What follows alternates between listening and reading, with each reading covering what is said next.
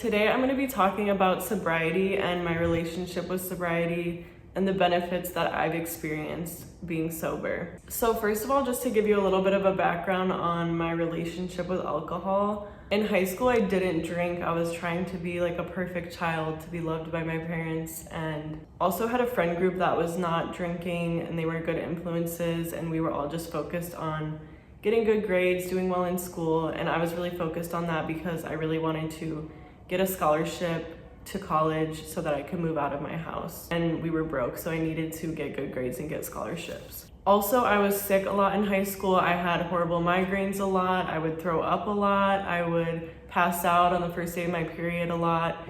And so I knew that alcohol could also give you all of these symptoms and make you feel sick. And so I was like, why would I ever put something in my body that makes me feel sick when I already feel sick a lot of the time and hate it? And then I went to college and everyone around me was drinking, and so I started drinking and I loved it. And by the time I was 19, I was binge drinking multiple days a week. When I was 20, I got diagnosed with Lyme disease, so I was like, okay, let me chill out and not drink as much as everyone around me. Clearly, I should not be drinking. I feel like I was low-key on the path to becoming an alcoholic. Like, I definitely could have seen myself drinking all the time and becoming an alcoholic for the rest of my life if I didn't have a chronic illness and if I didn't get diagnosed with Lyme disease. Because when I got diagnosed with Lyme disease when I was 20, I started drinking and partying less and decided to take my health more seriously.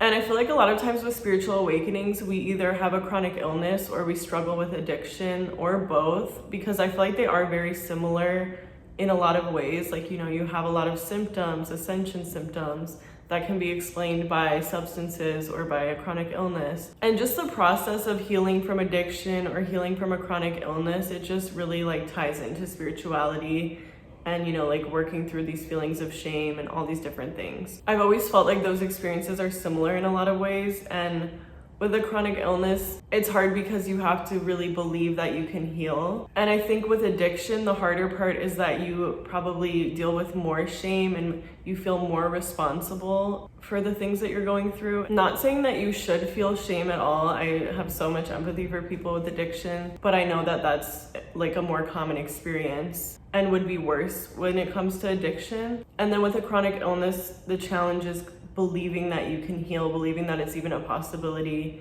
and feeling like you have any control over the symptoms and the emotions that you're having, because it seems more like set in stone. Like with addiction, you're also going to be told like your brain is just wired this way and certain people are born predisposed to addiction, which is true, but there's like a little bit more of this understanding that you can heal from it and you can overcome it. And with chronic illness, that's not as widely accepted and taught. So they both have like different struggles, but there's a lot of similarities that I see. And I always just think about how if I struggled with addiction and I was going through withdrawals and I was having all these symptoms and I knew that a substance could just take away all my pain, like I don't know if I would like be able to overcome that. Like if my chronic illness could just go away by taking something, that would be really hard to overcome. I know that I could do it realistically because I do always choose what's best for my health and I value my health so much. I just have a lot of empathy for people who struggle with addiction. At a certain point, I did make a rule for myself to not drink or do drugs to cope with negative emotions and to only drink to have fun. Like I would never let myself drink because I was having a bad day or I was in a bad mood or I was going through something. Because I had noticed that the days where I did that, the days where I drank when I was going through something, I would just end up sobbing in the back of an Uber or thinking about jumping in Lake Michigan. Like the come down from the alcohol would just amplify the negative emotions so much and it would just be a mess. And so I learned to not drink to cope with negative emotions. And I think even if you never have the intention of quitting alcohol, I think this is a rule that everyone should implement in their lives. Don't ever do drugs or drink to cope with things, just do them for fun. If you do it to cope with things, that can just end up being a really unhealthy cycle. And also something that I believe, I feel like this is just a truth, like this is just a law of the universe. The principle of rhythm, if you're familiar with Hermeticism, what goes up must come down. For every high, there's an equal low. So if you try to escape certain emotions, you can't. Anything that you do to make you feel good, there's still gonna have to be an equal low for that. And so for a long time, I knew that if I drink, I'm gonna feel really good, I'm gonna have a really good night, and then the next day is gonna be worse because of that. And if I don't drink, instead I would just have more of like a neutral state the whole time.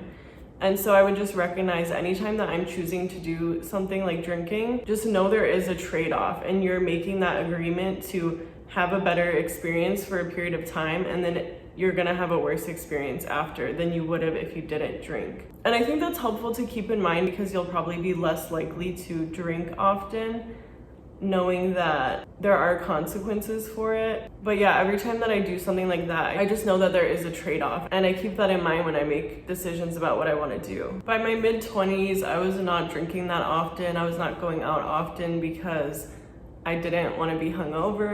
I always felt sick after, and I just hated feeling sick. I hated wasting a day. I quit drinking in February 2024. I think the last time I drank was mid-January actually. So it's been about a year and 8 months. And before that, I actually was dabbling in sobriety. Like, I went 3 months without drinking and I felt really good. I recognized that at about the 2-week mark, you start to feel really good and you start to feel a lot less anxious, a lot less depressed, and you have more positive emotions every day overall. And again, I kind of just did that because I recognized that when I drank, I kind of felt shittier, I felt less happy, I felt sicker, I didn't have as much energy. And so I was already kind of taking breaks from drinking, but I definitely did not plan on giving it up long term. And so in February, I got extremely sick and I started having allergic reactions to a bunch of things.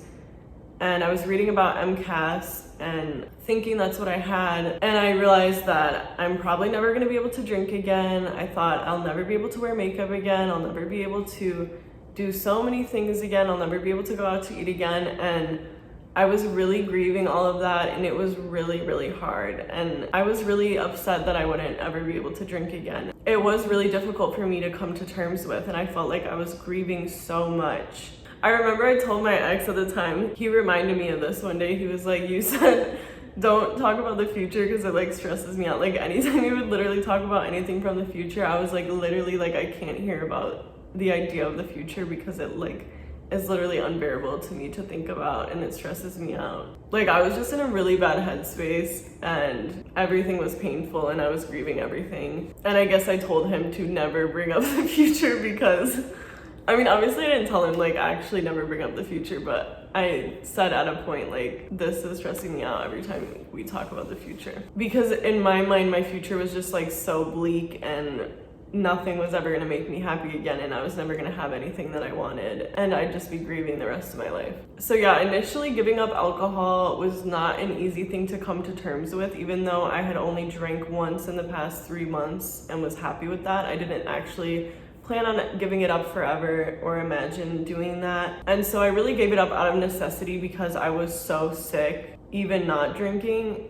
even taking the best care of my body possible, that it just wasn't even an option. I was so scared to put anything bad in my body, even like bread, you know? So it was definitely easy to be disciplined in that way, but emotionally it was difficult for me to give up. Now I don't know if I'll ever drink again. I feel like I might, but then I'm also like, I also enjoy being sober so much and all the benefits of that. So I don't know if I would ever drink again.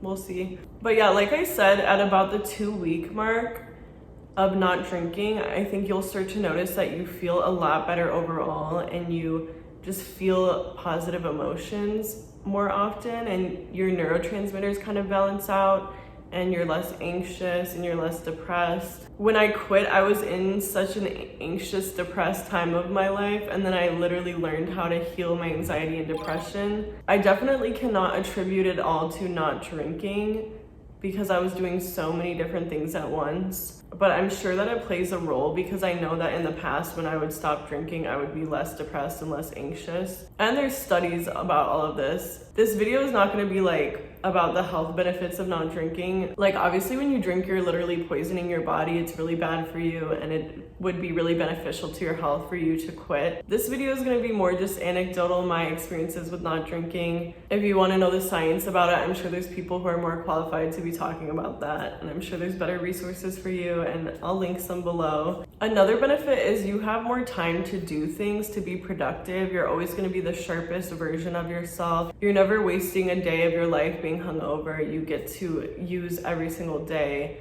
to be productive, to work on your goals, to better yourself, to feel good.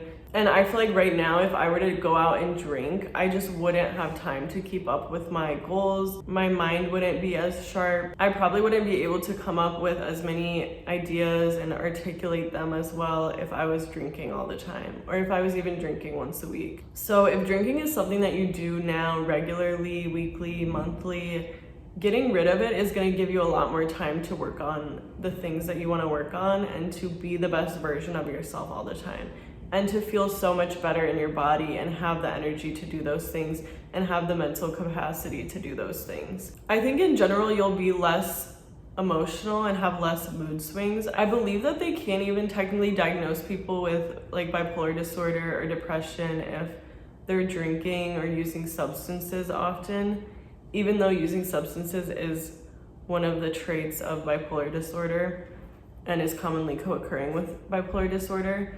But substances affect your brain so much and affect your neurotransmitters and mood so much that it can mimic mental illnesses like bipolar disorder. I love partying, I love meeting new people, I love talking to people and going out. And I stopped doing that for a while. I was barely doing that for the past several years because I didn't want to be hungover. I didn't like how alcohol made me feel, and I didn't feel like it was worth it to be drinking and to be going out. And once I stopped drinking, I came to terms with the idea of going out sober, and I started going out sober, and I was like, I actually love this, and I should have never stopped going out. I should have just gone out sober. And I just realized I can just go out sober and have fun, and it's a great experience, and I don't have to drink. For so long, I was just avoiding going out because I didn't want to drink, but I could just go out and not drink. People drink to feel more confident, to feel happier, to feel more relaxed, less anxious.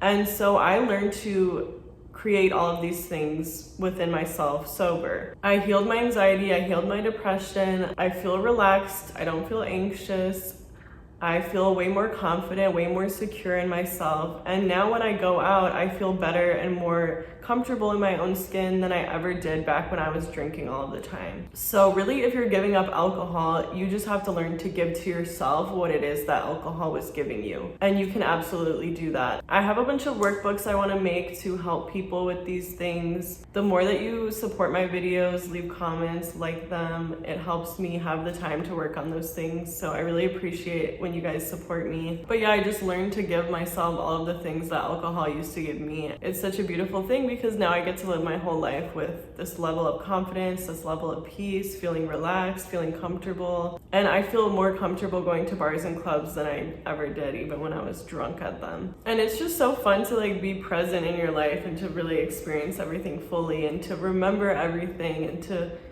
be the smartest version of you. And I still have mood swings, like I still experience really intense moods, but it's not a bad experience. I don't really suffer anymore.